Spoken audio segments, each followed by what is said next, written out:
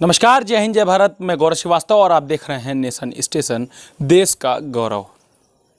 आप सभी जानते हैं नेशन स्टेशन के माध्यम से हम हर शोषित, वंचित, पीड़ित के पक्ष में शासन प्रशासन तक उसकी आवाज़ को पहुंचाने का काम करते हैं।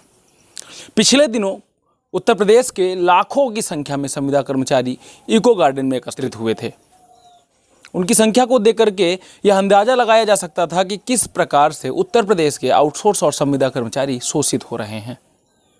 जाहिर सी बात है, प्रदेश के लाखों संविदा कर्मचारी और आउटसोर्सिंग कर्मचारी थे, तो उनमें से कई विभागों का प्रतिभाग भी था, जैसे कि परिवहन, विद्युत, स्वास्थ्य, एम्बुलेंस, कृषि और भी वाणिज्य कर जैसे बहुत सारे विभाग थे जहां पर आउटसोर्स और संविदा पर कर्मचारी तैनात किए गए हैं। अब कर्मचारियों की मांगे क्या थी, आप बैक साइड में देख पा रहे होंगे आप किस तरीके से आंदोलन में कर्मचारियों की भीड़ जुटी थी। कर्मचारियों का एक ही मांग था, कर्मचारियों का एक ही उद्देश्य था, नियमित करो या फिर समान कार्य का समान वेतन दो। ताज्जुब की बात रही, सरकार का कोई प्रतिनिधि इन कर्मचारियों के पास कोई ज्ञापन या फिर कोई इनकी भी समस्याओं को जानने तक नहीं आया। अब ऐसी स्थिति में यदि लॉ एंड ऑर्डर प्रभावित होता है या फिर कानून व्यवस्था चौपट होती है, तो आप सोच सकते हैं कि जिम्मेदारी किसकी बनती है। क्या उस सरकार की जिम्मेदारी बनेगी जिसके बच्चों की तरह इस संविधान ने यह गाइडलाइन दिए हैं कि उत्तर प्रदेश की जनसंख्या, उत्तर प्रदेश की आबादी उत्तर प्रदेश सरकार के अधीन रहेगी। और यह भी स्पष्ट हुआ था कि उत्तर प्रदेश सरकार का यह दायित्व होगा कि हर एक समाज के वर्ग के नौजवानों को उत्तर प्रदेश में रोजगार, उत्तर प्रदेश ही क्या पूरे भारत में रोजगार के संभावना प्रदान किए जाएं। लेकिन जिस तरीके से सरकार रोजगार के नए नए अवसरों को कुचलने में लगी है, साफ कहा जा सकता है कि रोजगारी की जो सीमा है वह अपनी चरम सीमा को छू रहा है। जाहिर सी बात है, संविदा कर्मचारियों का आंदोलन था तो कुछ ना कुछ सोच करके, कुछ ना कुछ मन बना करके गए होंगे। अब मैं बताता चलूं कि इस आंदोलन का जो कि 7 सितंबर को आयोजित किया गया था, उसका निष्कर्ष क्या निकला, उसके बारे में भी फटाफट से जान लेते हैं। उसके बाद मैं आपको आगे की अपडेट बता देता हूं। संविदा कर्मचारियों के द्वारा विद्युत विभाग के कर्मियों ने क्रमिक अनशन अपना खोल दिया और उनके प्रांतीय नेतृत्व के कार्यकर्ताओं ने वहां पर इको गार्डन में बैठकर धरना देना ही उचित समझा और आज भी क्रमिक अनशन के तौर पर उनका धरना चल रहा है। उत्तर प्रदेश परिवहन निगम के संविदा कर्मचारियों ने एक तिथि पुनः निर्धारित की, जिसके माध्यम से चरणबद्ध आंदोलन को किए जाने का संकल्प लिया।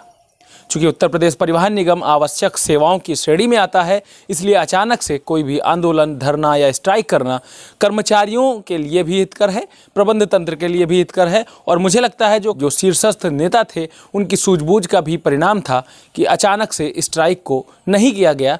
उनका मानना है, उत्तर प्रदेश परिवहन संविदा कर्मचारी संघ के प्रदेश महामंत्री की माने तो उनका कहना था कि आंदोलन के लगभग 14 दिन पहले एक नोटिस देनी होती है प्रबंध तंत्र को।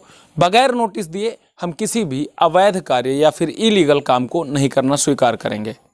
हम कर्मचारियों के न्याय के लिए लड़ रहे हैं, लेकिन न्याय संगत तरीके से लड़ा जाए वह ज़्यादा उचित है।